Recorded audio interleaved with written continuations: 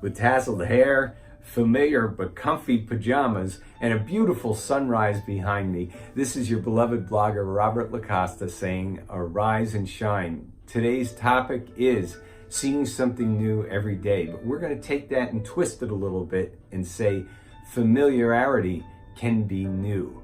You know, 2-year-old Titus loves puddles, especially ones in the springtime. They're all over and he finds each one. Well, it's a familiar act, but it's new to him.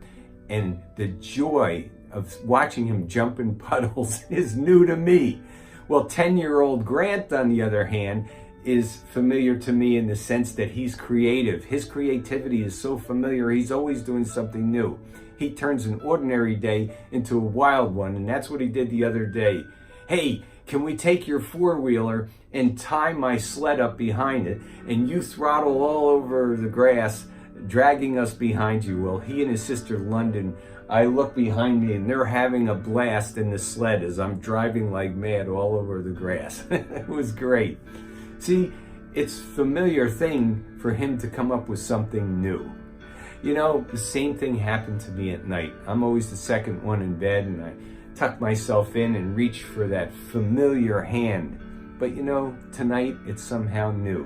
And I take my wife's head, put it on my chest, and hopefully there's a piece of peace that comes over her. Familiar, but hopefully something new to send her off into dreamland.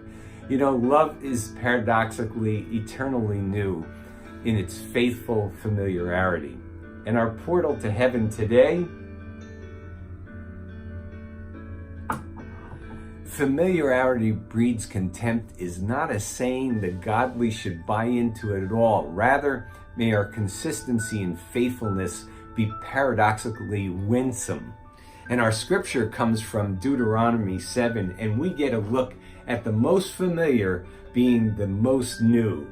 God is God. He is faithful God, keeping his covenant of love to 1,000 generations. Now that's faithfulness, and yet to each generation, it's new. I thank God for that.